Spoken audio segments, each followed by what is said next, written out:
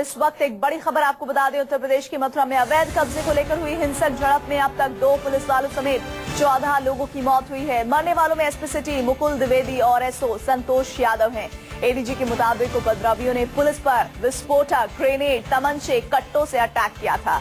आपको ये बता दें, ये पूरा विवाद जवाहर बाग में बागवानी विभाग की 250 एकड़ जमीन को लेकर हुआ। हालांकि पुलिस टीम ने अब इस जमीन को खाली करा लिया है। एडीजी के मुताबिक पुलिस पर हमला करने वालों की पहचान कर ली गई है और जल्द ही उन्हें गिरफ्तार कर लिया जाएगा।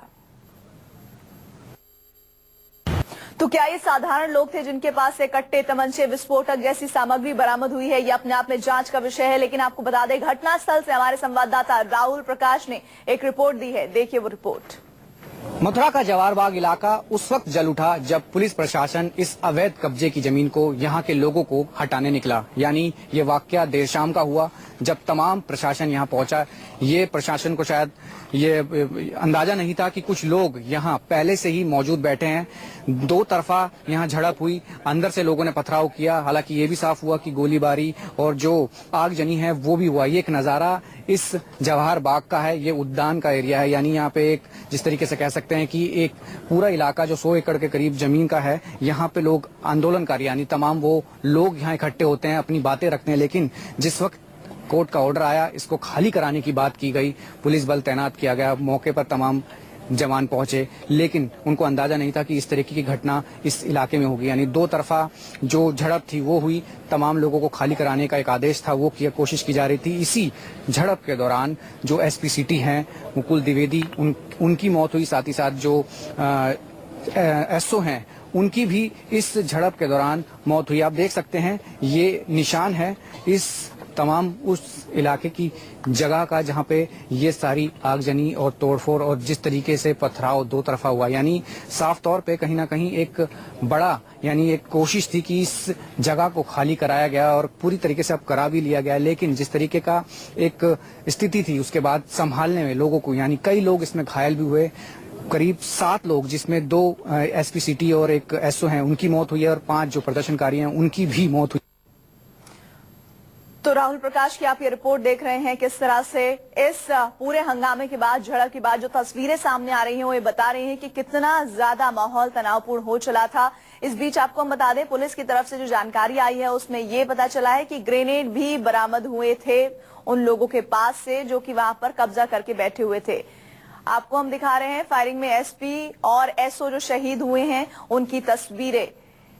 एसपी सिटी मुकुल द्विवेदी शहीद हुए हैं। साथ ही आपको बता दें एसओ संतोष कुमार यादव भी इस हिंसा के दरमियान शहीद हो गए हैं। संवाददाता राहुल प्रकाश हमारे साथ जुड़ रहे हैं। राहुल, पुलिस ये बोल रही है कि उन लोगों को चिन्हित कर लिया गया है जिन लोगों ने इस तरह की आगजनी की हिंसा की है। फिलहाल कब तक गिरफ्तारी मुमकिन होगी और अभी ताजा सूरत हाल क्या है वहां पर?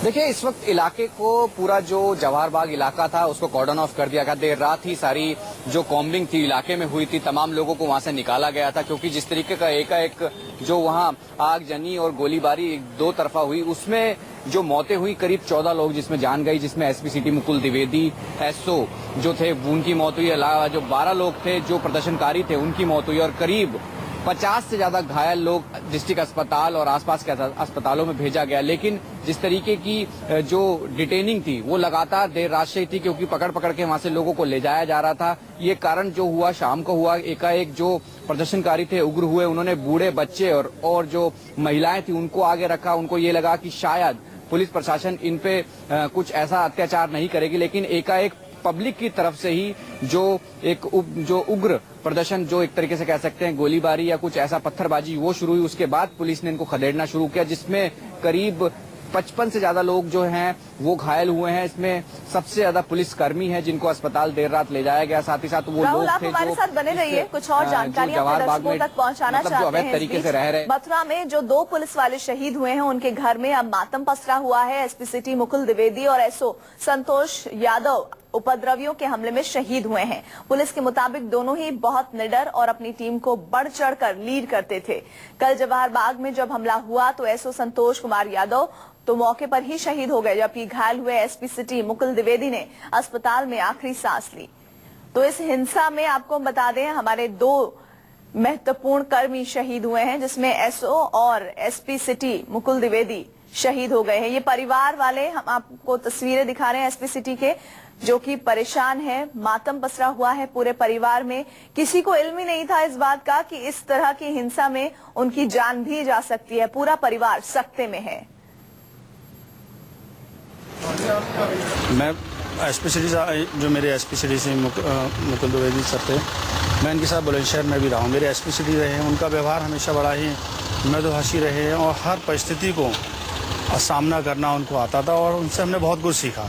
यहाँ पर भी रह के आज उनकी जो कमी हुई है, आज जो क्षति हुई है, वो हम शायद अपने जीवन में कभी पूरी नहीं कर पाएंगे। ऐसे अधिकारी बहुत कम होते हैं, इतने व्यवहार कुशल, चाहे उनकी सीओ सिटी के रूप में पोस्टिंग आ रही हो, लेकिन मैं ये कह रहा हूँ कि सारे जनपद में दुख का वातावरण दिखाई दे रहा है। जहाँ इनकी पोस्टिंग नहीं भी रही थी देहात में भी, वहाँ मुकुल द्विवेदी के लिए लोग जो है आंसू बहा रहे हैं। मुकुल द्विवेदी जी की यहाँ सेकंड पोस्टिंग थी। फर्स्ट पोस्टिंग में वो यहाँ सीओ सिटी और उसके अलावा अन्य प्रभार संभाले। सेकंड पोस्टिंग में आते ही उनको एसपी सिटी का बड़ा महत्वपूर्ण पद मिला और बड़े क्रिटिकल समय पर मिला। बेहद कर्तव्यनिष्ठ, बेहद मृदुभाषी, बेहद व्यवहार कुशल और बड़े समाज के लिए बड़ी सोच रखने वाले सजग प्रहरी थे पुलिस विभाग के। पुलिस विभाग का एक बड़ा हीरा चला गया है। गौ थे, गौ माता जिसको कहते हैं, आज उनकी अगर उनका देहांत हो गया, हमें बहुत तकलीफ है, बहुत तकलीफ है। हम लड़ने मरने के लिए तैयार होंगे पीछे।